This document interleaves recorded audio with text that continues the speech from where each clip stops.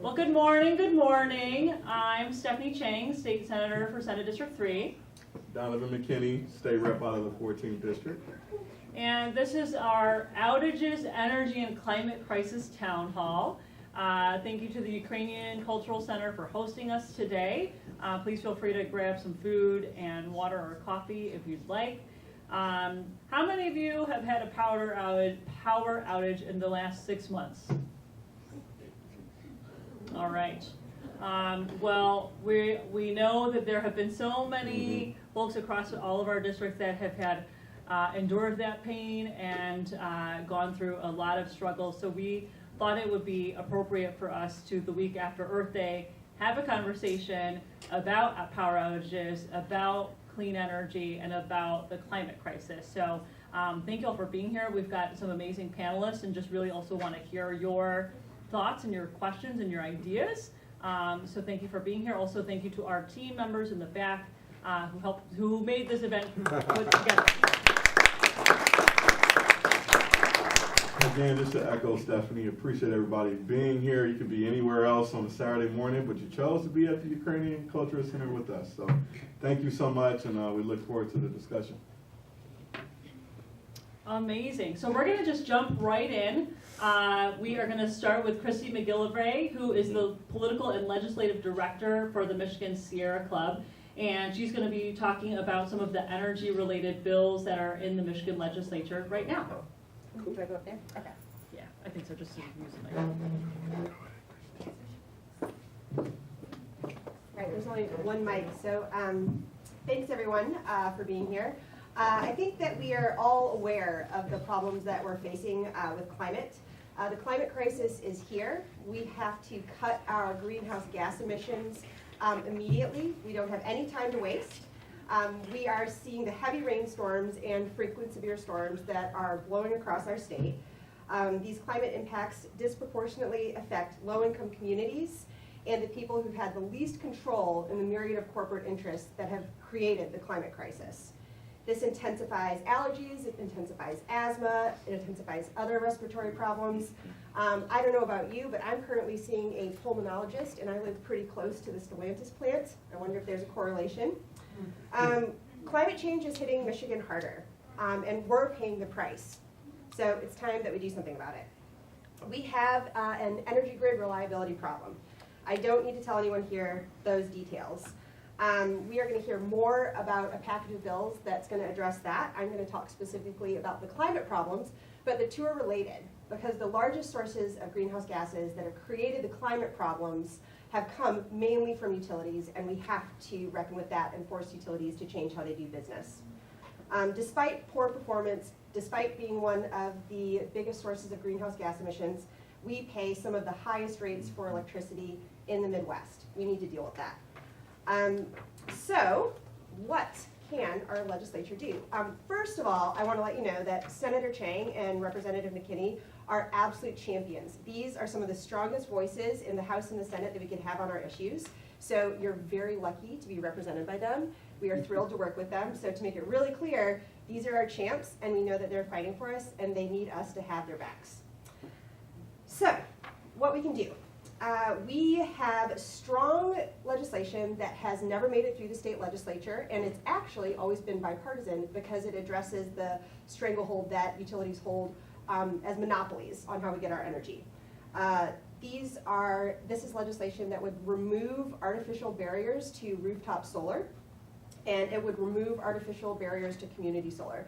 So what that means is that communities can pool resources and produce their own energy, and individuals can put solar panels and other renewable energy installations on their property and pay less in electricity because of that. These are Senate Bills 152 and 153, and they're House versions as well, and it's time we get them moving. We can expand the Michigan Public Service Commission's authority. That sounds really boring and bureaucratic. Just out of question, does anyone know what the Michigan Public Service Commission is? Somewhat. Okay, who wants to? Basically, it's the monitoring and inspection division, I guess you will, of the utilities that are serving the public, and they're mostly just sit around with their thumbs up their butt and do a hell of a lot. Okay, so people who you show up to a utility accountability town hall on Saturday probably know more than most people. But yeah, so the Public Service Commission oversees the utilities because the state recognizes that utilities hold a monopoly, right? So we all recognize that the utilities hold a monopoly, which means they can abuse their power. So the Public Service Commission is meant to check that. They can do more. So what we also can do is give them more authority in statute. So right now, their authority is actually constrained by how laws are written that govern the Public Service Commission. We can rewrite those laws to give them more power to help facilitate removal of appendages from any problematic orifices. So that's one of them. And we should do that. So we also have the Clean Energy Future Plan, which is coming out of the State Senate. 3 cheers for the Michigan State Senate. This is the first package of bills, frankly, that has had really major opposition from really big, dark political money. And it is a hard thing to do to take that on in Lansing, and our state Senate deserves a massive round of applause for doing that work. It is hard. It is hard to do that. So, Bill number. it is 271 through 277. Senate bills 271 through 277. And it is notable that Senate Majority Leader Brinks is on every single bill. That sends a really strong signal that the Senate is ready to take on DTE's dirty money. And they really need our support. We have to get behind them and turn out and show up and applaud them for doing this, because this is a hard political fight. This is not going to be easy. So what this does, this package of bills, it is going to phase out all coal by 2030. It is going to mandate 100% clean energy by 2035. That definition of clean energy is currently being worked out, so we'll get there. It is going to expand the Michigan Public Service Commission to include climate, health, affordability, and equity in all utility proceedings before them. They don't have the authority to take those into account when holding utilities accountable right now. This would give them, in law, the authority to do that. And it would increase energy efficiency. So this is an incredibly important package of bills. It will help ratepayers, it will help public health, it will mitigate climate change. It is imperative that we get this through the state legislature. So we need to build more renewable energy, we have to stop relying on fossil fuels, we need a cleaner grid, we need a more reliable grid, and we have the solutions to do that. Because of President Biden's leadership, which is absolutely phenomenal, I've never seen anything like it, we have billions of dollars hitting our state to do this. So we have to jump on that, we have to make sure it goes to the right places, and we have to make sure that our champs in the state legislature, like Senator Chang and Representative McKinney, we have to have their backs. We have to show up, we have to get our friends there, we have to get thank you calls to them, we have to support them because they are taking on a lot of dark money and they cannot do that alone. We have to stand with them. So, I'm going to end with a call to support our champs in the state legislature. We know the solutions. It's not that hard. This is about power. It's about how we generate power, and it's about how power works in Lansing. We have to use strength in numbers to counter utility dark money that is skewing how things are going. So, on that note, I'll turn it over to other panelists.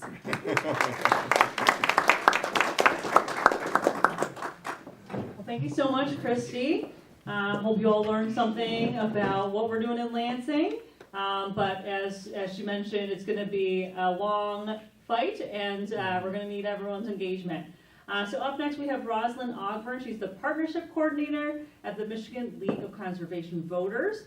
Really engaged in the community for many, many years, and we're excited to hear her remarks.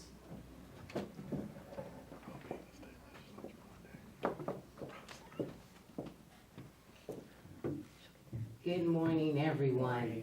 Good morning. So I definitely have to echo what State Rep McKinney says, that this is a Saturday morning. You guys could have been anywhere else, but you chose to be here. So I want to give you guys an applause for that. All right. I am Rosalind Ogburn. I am a fourth generation matriarch and a mother of 5, but have been an organizer and an environmental and housing specialist for over 25 years. I have to live up the organizations and the leaders that brought me to the table. Mama Emma Lockridge from Michigan United.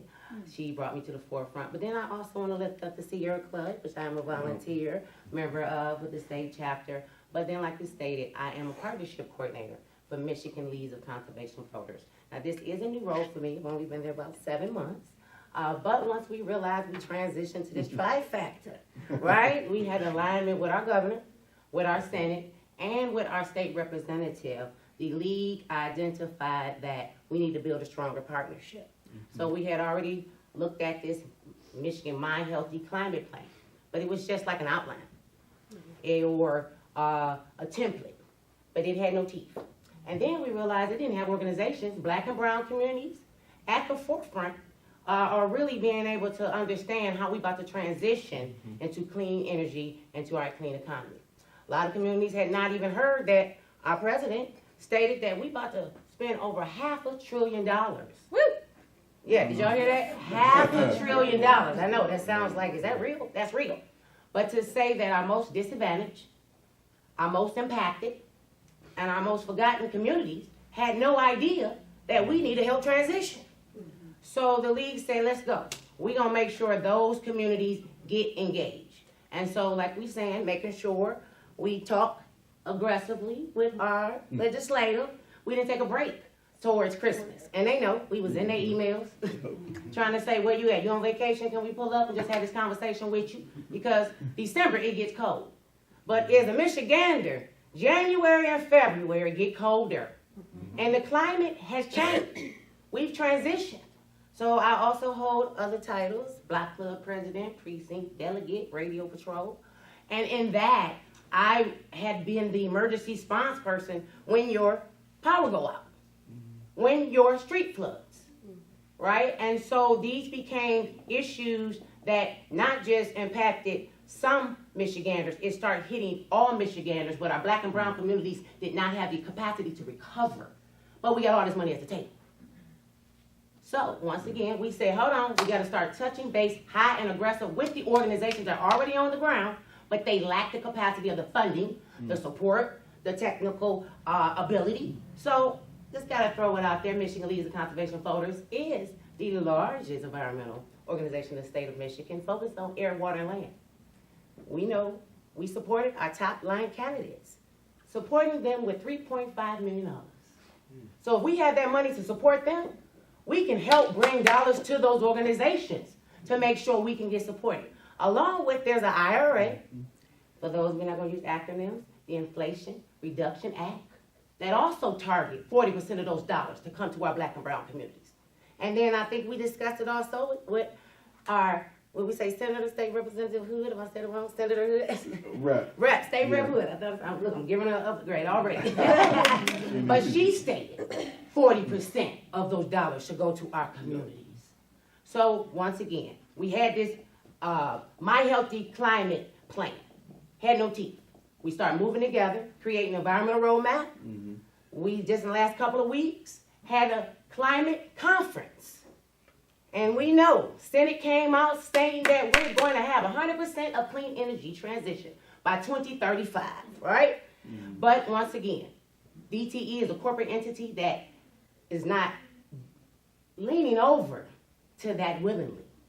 So we want to give accolades and applause to our Senate and our state representatives that are doing the work. But once again, like Christy said, we need to get behind them. We need to support them. Because DTE last quarter, revenue was $445 million. And that ought not be, when half of our communities could not sustain their utilities. When we had communities in 48217 that had individuals on 3 levels of air breathing systems and had to travel miles to hotels to survive. Because, and actually pay triple the rate. So it became predatory for those that were already, we said, economically burdened, economically struggling, already financially deficient. So they pulling out of savings, they pulling out of income or borrowing just to survive. But DT has the capacity and the audacity to say we still gonna make more money than we did last year, while climate is changing and our communities are struggling. So once again, the league said straight to the governor, we gotta start talking about kitchen table issues that's hitting our pocketbook that we cannot survive out of this. So once again, we want to hold this space and this opportunity for you to have your voice heard, But we gotta bring the individuals that's both been displaced and displaced. And I see seniors. I see seniors. Y'all are the real, y'all are shoulders we standing on. So we really need you to come to the table. Like we say, keep calling your state representatives, keep calling your senators, and saying the money's on the table. But it's now to implement and to invest and to ensure that our communities and our power is sustainable to survive as we transition into climate change. Thank you all. Thank you so much, Roslyn, for your fierce advocacy on behalf of environmental justice. We are so grateful. So we are going to now bring up Roshan Krishna, who is the Policy Associate for the Michigan Environmental Justice Coalition.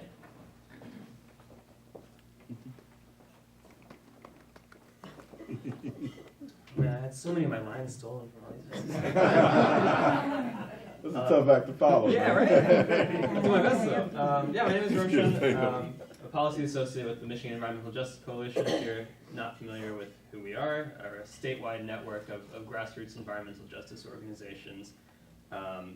Organizing together, fighting for clean air, clean water, clean energy all over the state, and starting in the communities that are most affected by environmental degradation, pollution, economic injustice, and racism, which unfortunately you have all those issues kind of piling on top of each other. And one of the most pertinent areas of that, we talked about climate change, of course, but utility shutoffs. Mm-hmm. And I'm sorry, not utility. It's true, utility shutoffs. I'm talking about utility unreliability and outages. So our investor-owned utilities are failing us. DTE and consumers are failing us. And I was going to ask, as Senator Chang did, how many folks have suffered power outages over the last couple of years in February, and everyone has. I have, my friends have. If you live in Southeast Michigan, you've had DTE, cut the power on you. That's just how it's been. And it's not how it should be. It's not how it has to be. This is not happening in our neighboring states. Yeah. There's no reason we have to accept this. We know that outages aren't just inconvenient. They're devastating. They're dangerous. People die from power outages in Michigan every year. In 2020, researchers found that a combination of a summer heat wave and a power outage in Detroit could be deadlier for Detroit than Hurricane Katrina was for New Orleans. Because we have seniors, we have medically vulnerable people, we have people who, if you have prolonged exposure to heat, that's a real issue for them. And it's not a problem for DTE. DTE is not treating it like a problem. They're treating it like the cost of doing business. We know that hundreds of people spend hundreds of thousands of dollars across the state on groceries, on medication, all this stuff that goes bad when their power goes out. In 2021, there was a study that found that power outages in that year cost the state of Michigan $3.5 billion. That's a lot of money. All of this, lost days of work, school, medicine, breast milk that goes bad. These aren't problems in DTE's eyes. They're the cost of doing business, and oftentimes those costs of doing business aren't even paid.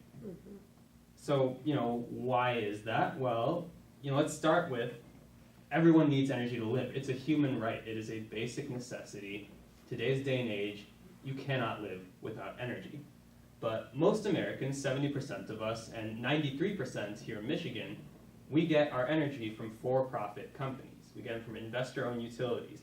And investor-owned utilities means it's a fundamental conflict of interest. They are publicly traded companies. They're up on the stock market, and they're accountable to their investors, not us. On February 23rd, the day after the power went out across Southeast Michigan, DTE had their quarterly earnings call with shareholders.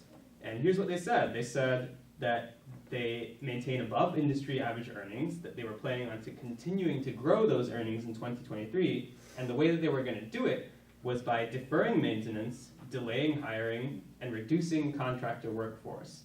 You don't know, those are the 2 or 3 things that they need to do to fix the damn grid. Yeah, that's it right there.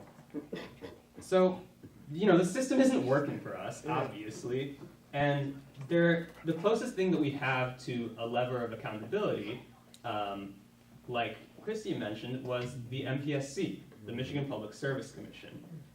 It's a state-level regulatory body appointed by Governor Whitmer, and like Christy said, their power to regulate is delimited by the legislature.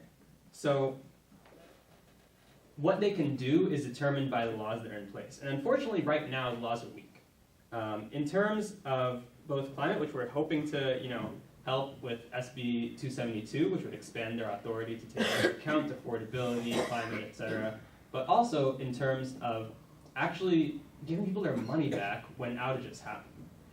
So right now, if you're a customer of DTE or consumers or any investor-owned utility in Michigan, and you experience more than 7 service interruptions in a year, and you go and personally inform the utility that you have experienced 7 interruptions in a year, then after all that, you get $25.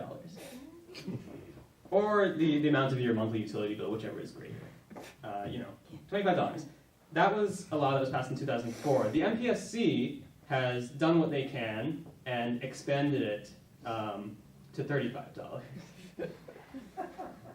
It's insulting. It's an insult, right? Like, this is ridiculous relative to the hardships and costs people face when the power goes out. In 2020, DTE paid just under $400,000 for these outage credits. Their operating expenses that year were $9.8 billion. This is a write-off for them. It's a drop in the ocean. They don't care. It's not enough to force them to do better.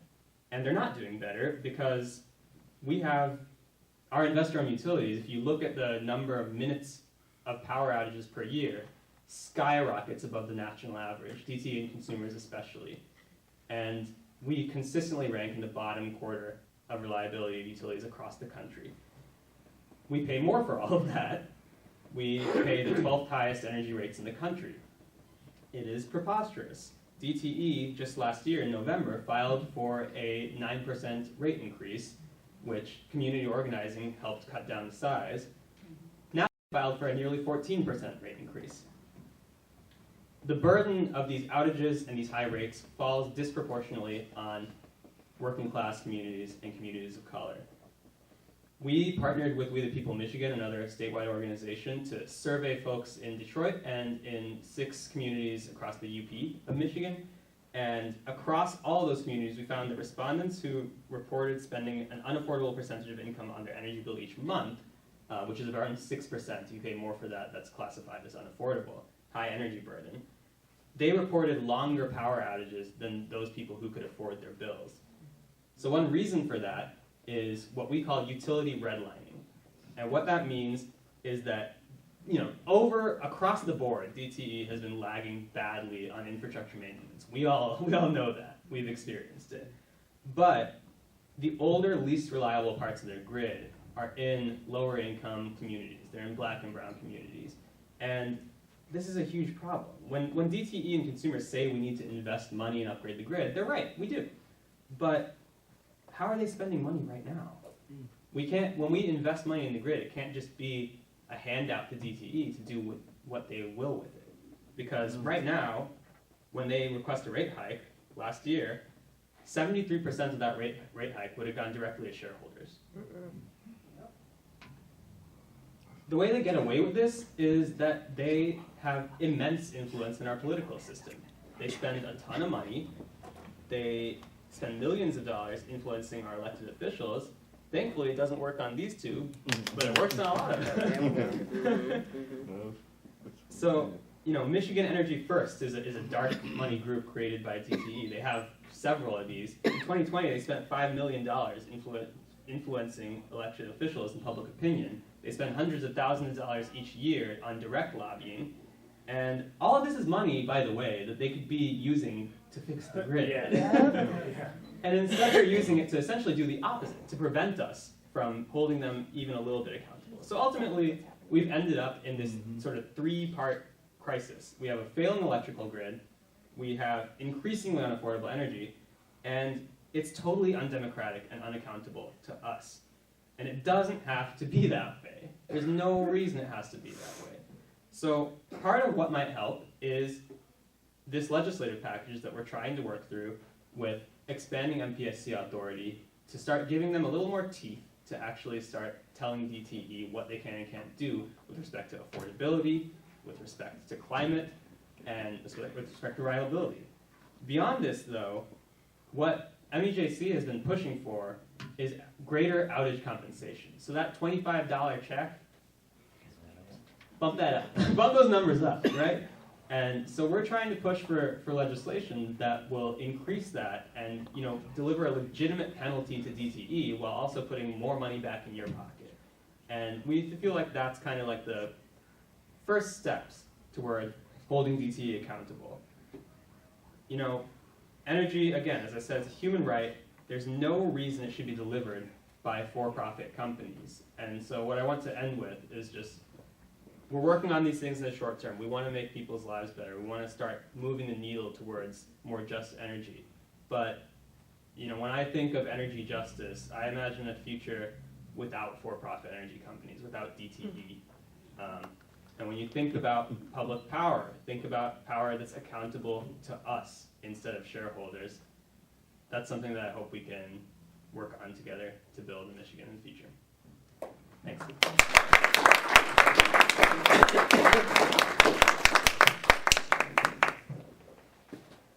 That was very powerful.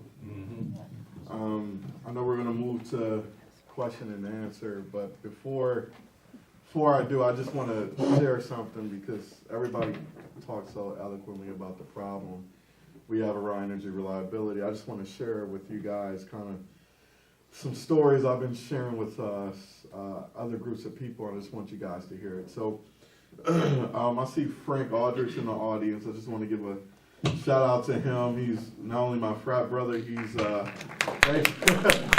one of the leaders in our community in my district on the northeast side of Detroit.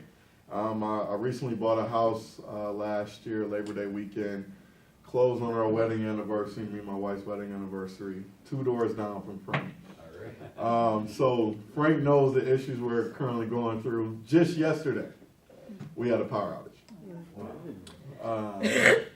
And so, you know, I'm able to run stuff up the chain because of my title that I have as a state rep. I'm able to call folks and, you know, let them know, and they're quick to respond to some degree.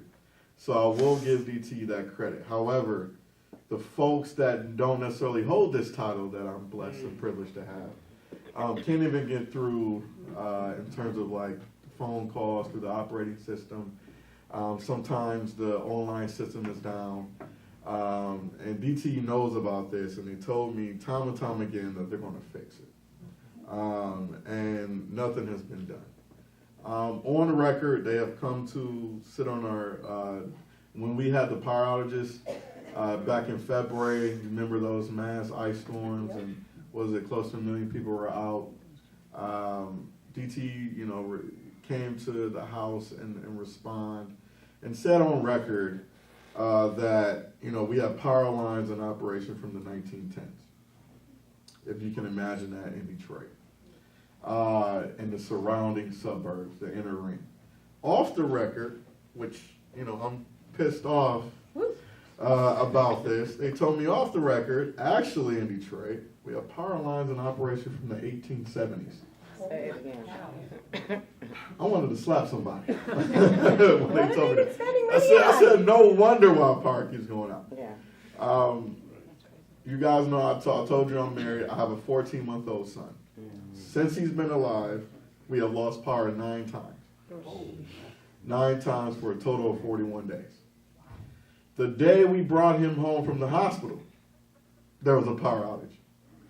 He spent his first 4 days on this earth in a hotel room with my wife, who just gave labor. Just imagine how fed up she is. Oh, yeah. And so, we pillow talk, and she tells me time and time again, you better not take this money, you better go fight. And this is a situation that's dire. I have had 7 out of the February power outage in late February. We have people in our districts who went 23 consecutive days without power. 23. I've had reports to me because I'm close and I got, eyes, ears to the ground with our commanders of our police precincts in Detroit. We have had 7 reported deaths from the power outage from February. 7. We had a constituent who called me who said out of the span of 45 days, his power was out for 31 of those 45 days. And he withheld his money because he don't have a lot of money. And they withheld his payment from DT and they shut him off. And so they're quick to turn people off, but not turn people back on. And so, as your rep and my colleague in the Senate, Stephanie Chang, we have taken this very seriously. They have donated to I think DT is in particular the second largest, funder in terms of both caucuses, the Democratic and the Republican caucuses. And they have donated to, certain types of people in our caucuses, a lot of money, and me and Stephanie have turned them down.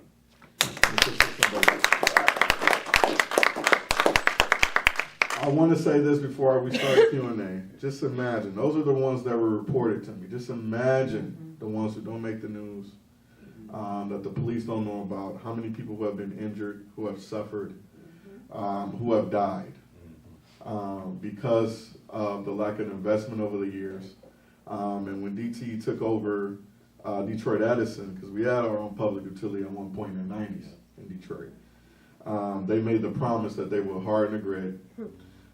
They bought it on pennies on the dollar, by the way, and that they will honestly do their due diligence. And over time, it has gotten worse and worse. They have upgraded certain areas within the grid, but more so out county than Detroit and the inner suburbs like Warren. But we have a lot more work to do. And we need you guys to stay consistent and don't just call your representatives us, but call everybody because they need to hear from you guys. I do have to say this too. We're in the House. We're putting together a work group led by Chairwoman Helena Scott on energy in the House. She's out of Detroit. She represents part of Oakland County too. And so I'm hoping and praying because we have done working groups in the past and they have led to nothing but watered down policy because DT and Consumers Energy are at the table fighting and paying for votes. So I'm hoping that this is a change with the Democratic trifecta, but I'm not taking that lightly nor for granted. So I need you guys to stay tuned on what's going to happen. I am a part of a package we call the pay up bills that allows in particular my bill that allows if you lost power for at least 4 times within a calendar year, you receive $100 automatic credit from DT. If you lost more than 4 times, it's $200, and then every time after that, it goes up. It doesn't solve the issue, but at least give some more money in you guys' pockets because there will be more power outages. Everybody knows this, there will be more. And prolonged ones, I'm not sure, but in the summertime, it's treacherous, just like in the winter. And with this climate change and the climate crisis we're going through, there's no telling how many people are going to suffer from this. So with that being said, I do want to turn it over for questions and answers. Yeah, Donavan, I have 2 questions. Yeah. And I don't know much about this issue. Finding out from my own state senator, Jeremy Moss.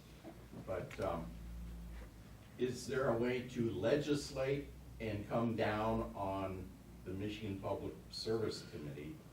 Or can the legislature come down and replace DTE? I understand that Lansing has their own electrical, you don't have to go with DTE. So in Detroit in particular, they have a monopoly on our grid in terms of heating and electric and gas. In the suburbs though, you guys have a little bit of options when it comes to gas. I think Consumers you guys have in the suburbs, and then but electric is still DTE. We can have a vote on it. I know Ann Arbor's talking about it right now. Ann Arbor folks, shout out to Washington County. Ann Arbor is pissed off because there are the land of trees, and DT and Consumers biggest, I guess, solvent to try to solve the issue is tree trimming. They call it vegetation management. And they And trim it at the trunk. yeah, but Ann Arbor loves their trees, so they're like, you know what? There's trees everywhere all across our state. There's trees all across the country, really. And I think we're the 5th worst reliable in terms of power in the country. And I think we pay the 2nd largest rates. And so, in terms of what we can do and what I've already done, so I'm on appropriations committee. I'm over the LARA subcommittee, which is over the budget for the Michigan Public Service Commission. We just put in boilerplate, which means in order to get this money, they have to do this. So currently, the Michigan Public Service Commission do not have to host public town halls outside of Lansing. They have been doing it lately. You guys saw in the news because of the public pressure and how people are fed up about it. But they're doing it in response to something. They're not necessarily required to do so. So it just passed in the House. We have to go through the Senate and the governor in terms of the appropriations process and negotiations. But I put an amendment in there that requires the Public Service Commission to have 6 public hearings across the state. Out of those 6, they have to have one in Grand Rapids and in Detroit. Because you guys remember they hosted 3 town halls. I think it was one virtually, this was like last month or something, one virtually, one in Jackson, one in Dearborn. And then the other 4, they're gonna have to host it all across the state. They have to hear from you guys. And so I have that ability to do it on appropriations, but we need to do it on the policy side through statute, through law. So I'm not in control of that, but we are talking about introducing some legislation to really hold MPSC's foot to the fire, because they tell us every time when they come to the legislature to give testimony, we're creatures of the legislature. So we're only empowered by you guys. So right now, what's already in statute doesn't give them the power to do what they say they need to do, even though they want to do it. So we need to actually put it in law. Yeah, go ahead. Just wanted to add one quick thing on you mentioned Lansing. So what happened in Lansing was that I guess in 2013, I believe is the year that there was a giant storm. And so as a result of that, there was a lot of public pressure, and so Lansing started their own utility. And so they actually have hardly any power outages around Lansing. And it's a great model for us to look at, right? Which I think that, Ann Arbor is looking towards. And it shows that we can do this. This is something that is doable. Obviously, Lansing is a smaller city than, Detroit is the Metro Detroit area, so it's a different type of situation. But it's doable, right? And we know that other cities across the country have done this as well. And so, we've got to think big, we've got to think bold and figure out, what are the ways that we can do this. Just wanted to add on the MPSC, I'm really excited about that great work on the temp, that's amazing. I just really wanted to stress, I know it was mentioned earlier, just how important it is that we move MPSC towards being required to consider equity and climate and health in their decision making on what's called IRPs that they have to review from DTE and consumers. But really important that we require that. So this whole piece around where are they hardening the grid, where are they modernizing, where are they prioritizing. In the We the People and MEJC report, there's this very telling map of the city of Detroit of where they have done work and what year they're planning to do certain work. And it's the areas with higher poverty, the blacker areas of the city that tend to be prioritized less in terms of when they are planning to do that work, and then the areas where they're planning to actually modernize the grid tend to be closer to downtown, tend to be the wealthier areas of the city. So it's very, very telling. I asked DTE about this in the Senate hearing where they came and testified, and they gave a very unsatisfactory answer. So anyway, just wanted to chime in there. Can the governor replace the people on the board? Yeah, actually, one of them just resigned to take a job, Tremaine Phillips. So we don't know, but the governor gets to a point. So we're going to talk with her administration. Yeah.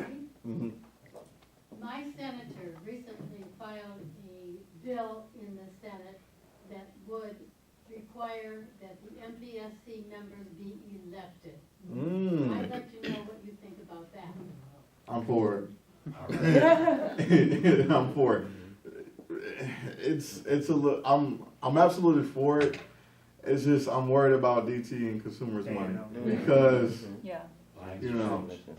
So I mean, either way. Ban utility money from being spent in those elections? Yeah. So actually, Consumers Energy got in trouble not too long ago, and that the MPSC barred them for spending on like one election cycle. It was something. Really? It was like back. It was kind of recent. It was like maybe 5-6 years ago. So there's some language or some history there we can kind of tap into to see. But we need to bar public utility money, period. From They're not corporations. Yeah, they're not corporations at all. They're monopolies. And, Do you guys want to chime in? Feel free to. What percentage of the current electric generation in Michigan is green? Does anybody know that? Say that one more time. I didn't hear him. What percentage of Not enough. electricity? I think it depends on what we define as green. Oh, You want to get up? Yeah. Yeah. Can you repeat the question? It's what percentage of electricity is green. It depends on what we define as green and what the utilities define as green. Yeah, that's true. So That's true. that's up for, so for example, right now, burning tires is considered green energy. It's not. Burning trash is considered green energy. Like, we have some really problematic definitions. So I don't know. I think it's like DTE says like 10-15% of their energy is renewable. Don't quote me on that. I'd have to go look. But the definition of renewable is a serious problem, and that's part of the reason why that Senate package is so important. We absolutely cannot consider burning trash and tires renewable energy.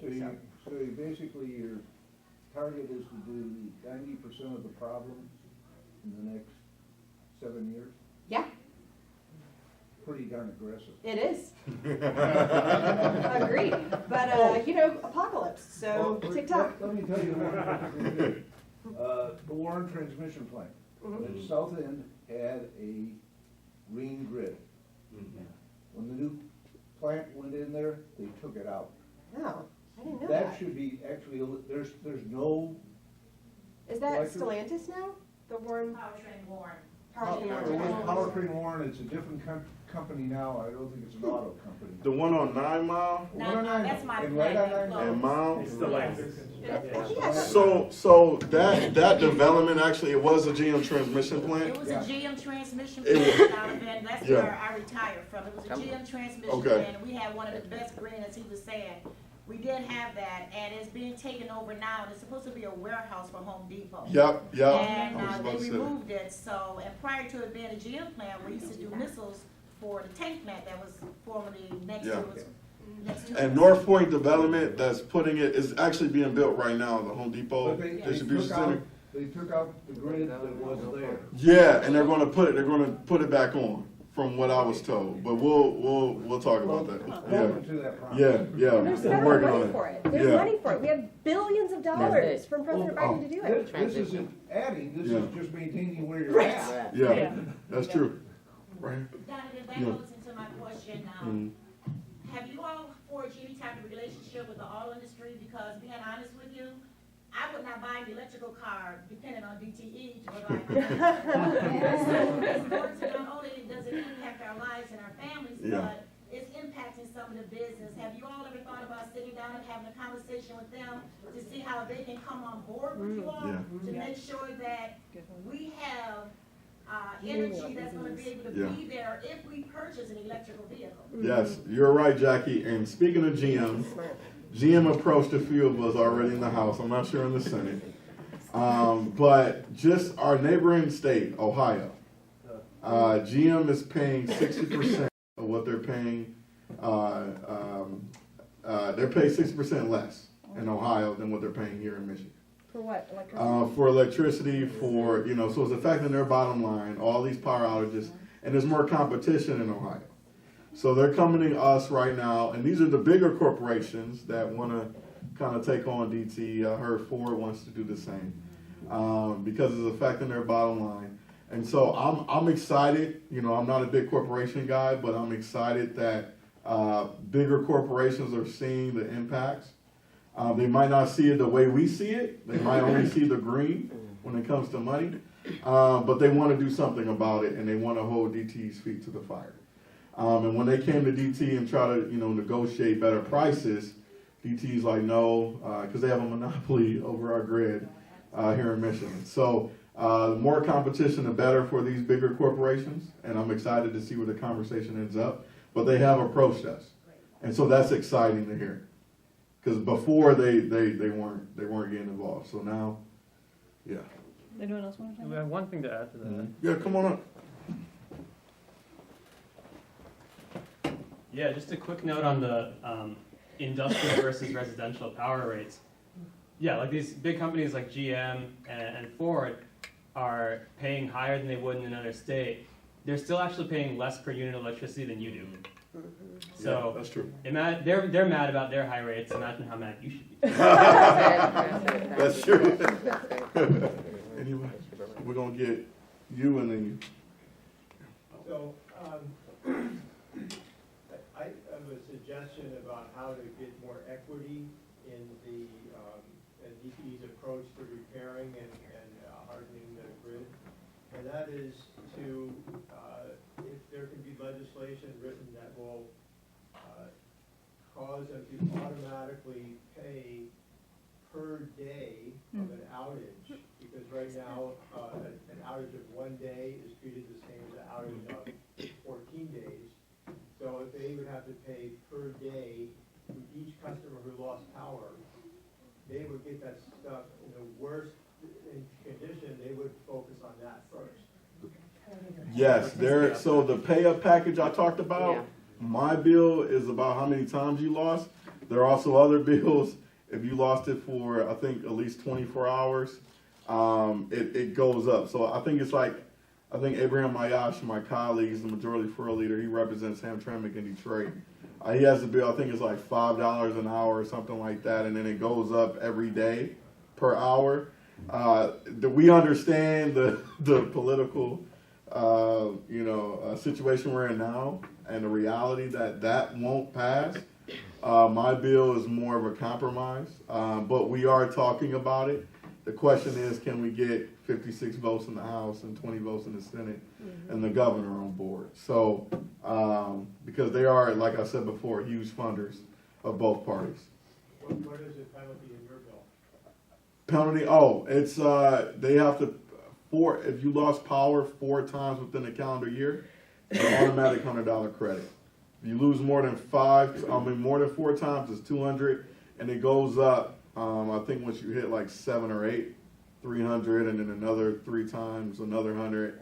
So it's a compromise right now. It's not per day, it's how many times. But it will count because people during the major storm back in February, they lost power for 4 days and might have came back on for a day or two, then lost it again, or even just for a couple hours within that same day. That would count towards it. Yeah. Yeah, because my power came back on yesterday and then went back out for another, I think, 8 hours. So, yeah, right there. Yeah, I'm not a fan of fossil fuel generated electricity. And as far as climate change goes, I don't have an opinion one way or the other. But let's say, for example, that man-made emissions of carbon dioxide are causing climate change. Okay, here's the solution. Hydroelectric power. Currently in the United States, we have 65 gigawatts of untapped hydroelectric power potential.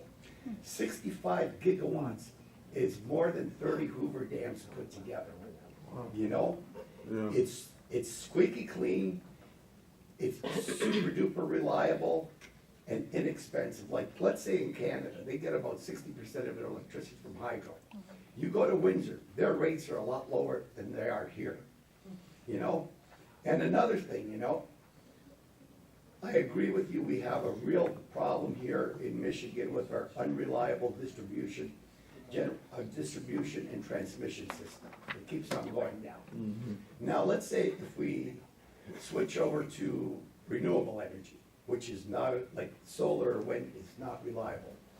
Now, I did a calculation on this. In Monroe, we have a 3.4 gigawatt coal-fired power plant. I'm not a fan of it.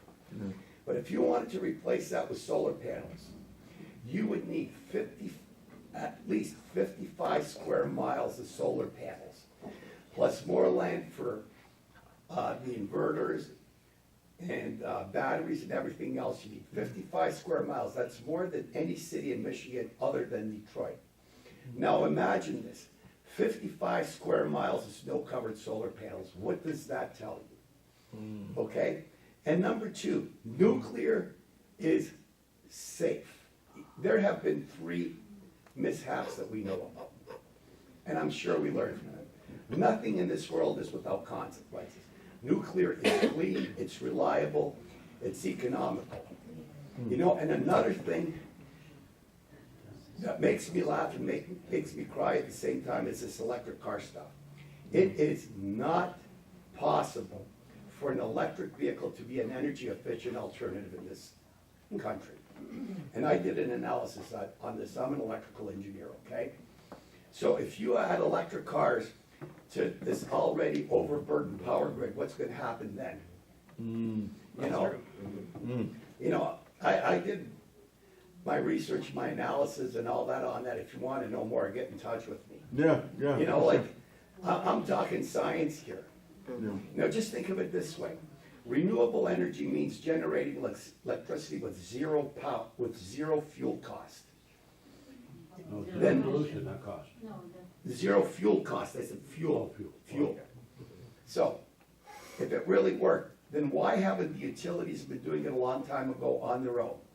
They use hydro, which works. Hydro works. Okay. You know, like it's, Well, Roslyn, Yes. come on up. So he's right in my head. Sanford. Sanford. Yeah, Sanford. What's that? I'm not familiar. You're not aware? That's a dam failure. Oh, hold on. Wait a minute, we're coming, Yeah. Well, you should be. You should be. If you're I got pushing the hydro, mic, you should be I got on the it. mic. It's Okay. a dam failure. But no, I actually want to hover there. So we are giving too much power over to DTE. There are other means that we can transition and tap into renewable applications. And here's right, water. So for those that didn't know what hydro is, it's water. We have, come on now, we're in Michigan, now don't get me talking about the show me's, right? Right? We have the Great Lakes, we have the Detroit River, and we're not optimizing and tapping into, like he said, hydro energy. We should talk about more of these innovative applications that could actually be used in southeastern Michigan. We already know we had the Great Lake Water Initiative years ago that the federal government gave us dollars to start capturing and spending money at the top of the level, but we didn't bring a lot of that funding down, right? I do believe they came up with a system that started cleaning up the oceans. That was hydro powered, right? And then hold on, I just want to say also the wind. The knocks are up. No, if you have those little old school the indicators are knocks. The wind knocks are up. We cannot sometimes control how fast our wind is going. They tell us get your garbage cans and you can indicate how fast. But I want us to hover where you're at, right? To say that it's also energy we're not harnessing into. So we are talking to our state reps, we're talking to our senators, but they have to hear where your ideas are coming from. But I want to hover there. But I just want to just tap in nuclear. We want to say what you said, clean. The sun is nuclear. So you're right. Solar is where we should be talking about, but once again, holding DTE accountable to give us access to the grid because they don't control the sun. Other countries have already allowed the lowest poverty communities to transition. Indonesia has done it, right? Literally, they're living in sheds, but they're powering up their TVs. They're powering up their lights. They're listening to us while we're talking through solar. Yeah. But we're allowing red tape, bureaucracy, and lobbyists from DTE to keep letting us fight over what already belongs to us. So, but the nuclear, we want to really make sure we're educated about that before we start saying that's another alternative. Because once again, Chris said, that's not clean energy. Yeah. And I do have to say this right now. Hydro in Michigan. There was a small scale hydro plant somewhere in the lower peninsula that was really shut down.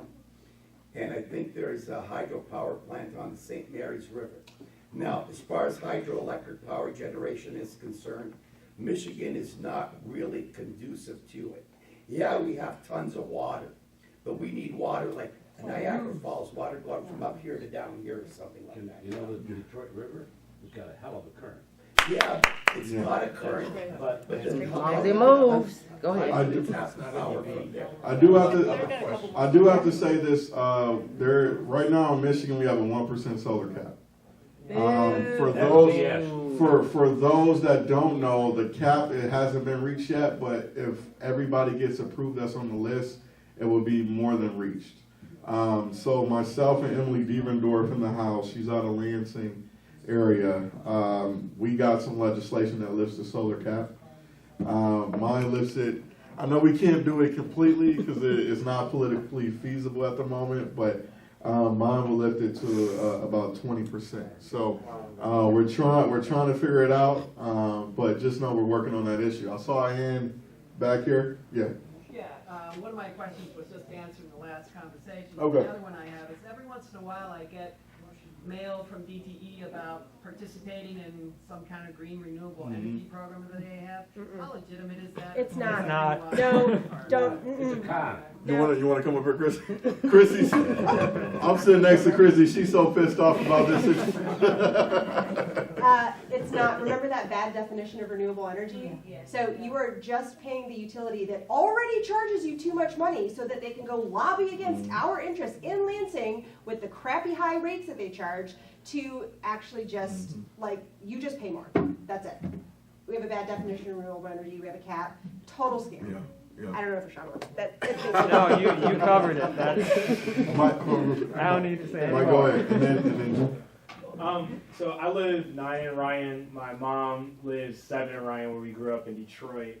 When the power went out in February, I had 4 DTE trucks and 10 guys pull up to my house. I didn't lose power at all in February. They was like, oh, you have lines down in your backyard. We walked back there. No lines down. They were in front of my house for 30, 40 minutes. 10 guys, 4 trucks. My mom was out of power for a couple weeks. Is there a way to hold them accountable for their response rate in certain communities? Because it's abundantly clear that they pick and choose which communities they respond quickly to versus others. And that's not just, I have friends that live on the other side of the Quinder that lost power for several weeks and didn't get a fast response from DT, so it's not the whole city that gets a fast response. But it's very funny how every city outside of Detroit gets service first when Detroit has some of the worst power grids in our state. So I would love, is there a way to track and then actually hold them accountable for their in February when the storm happened, I was stuck in Lansing for 2 days because we had a group. The roads were just so terrible. We had a group of kids come out to Lansing, and that's why I was stuck up there, even though we didn't have session. I think session got canceled last minute. And so I was stuck up there for 2 days. But when I came back to Detroit and to the district, I was riding around, and the roads were a little bit better. But seeing that 8-mile divide, north of 8 was lit up, south of 8 was just like a dark.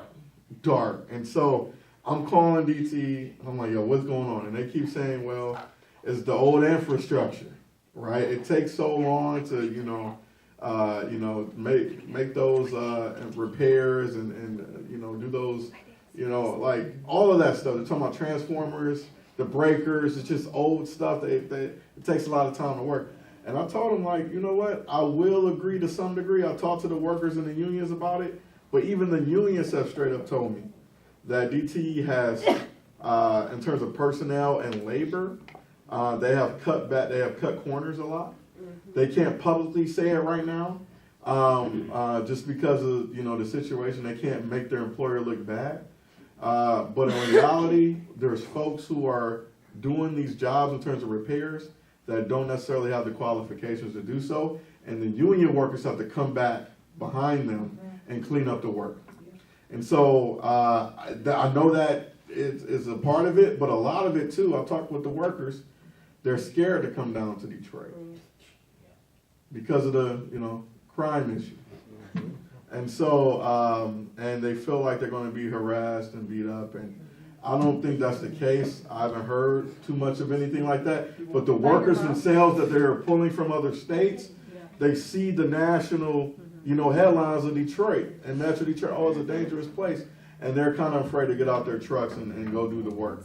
That's what I've heard. So I don't know what we can do. I don't know if Stephanie got any idea, but I yeah. was just gonna say, let's document these things, Yeah. right? 'Cause I That's think it. it's really important That's when it. you see disparities Yeah. like that. Yeah. Take a picture, take a video, write it down, and send it to us so that we can, ask some hard questions and figure out what's going on. Because the more information we have about that kind of stuff, the more we can try to push the issue.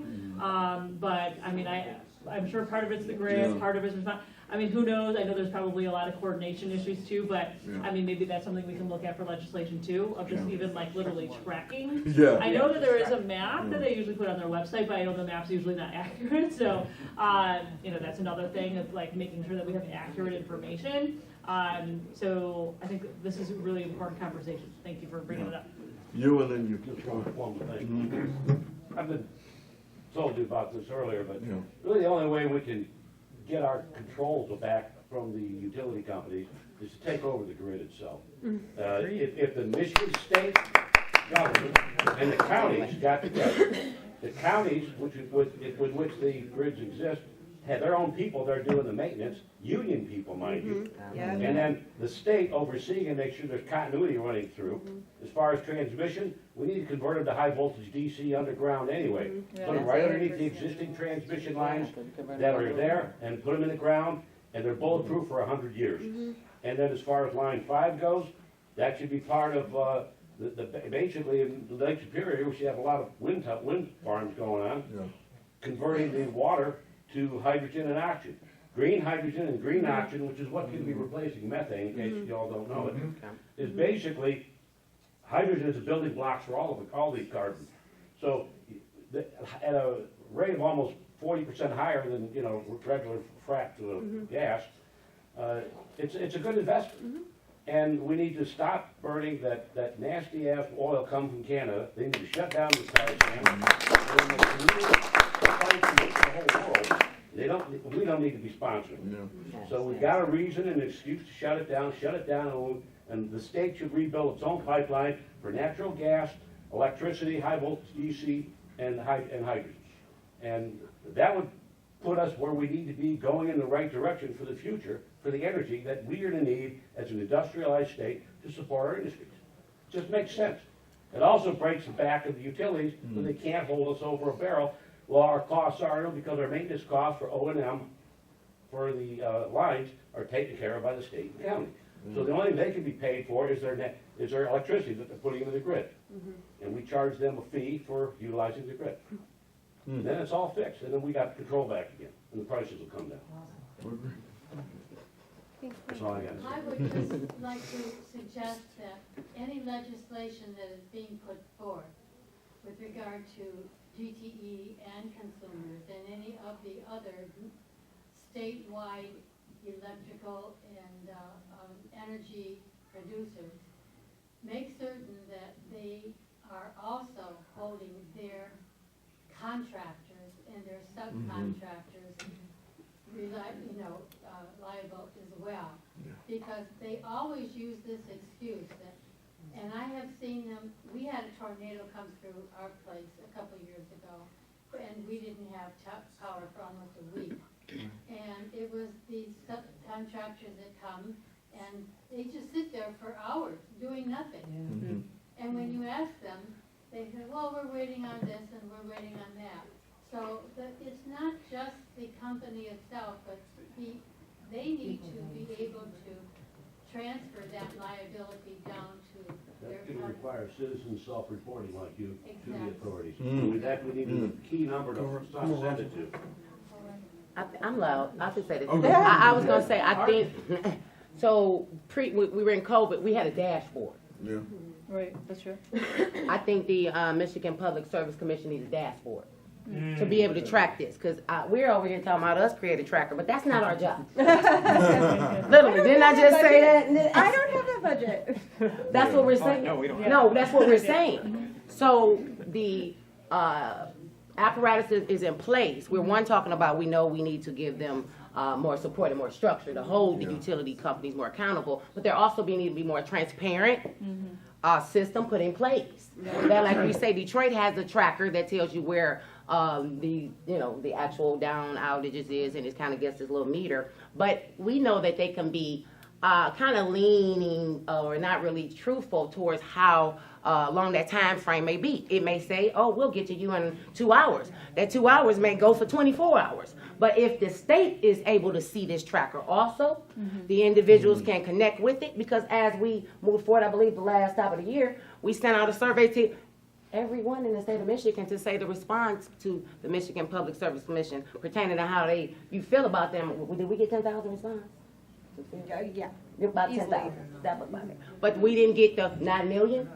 Is it a 9 million residents in Michigan? Yeah. So that's what we're saying. But if we create a direct pipeline to the state of Michigan to hold the accountability, but then allow the residents a straight, direct lane to say, I'm not being serviced, and this is who is not being really addressed. And once again, we can move past that inequity that we know exists for those black and brown communities that may be last on the list, or in my community in Detroit, what we call they changed the vernacular to saying not most populated, but low density.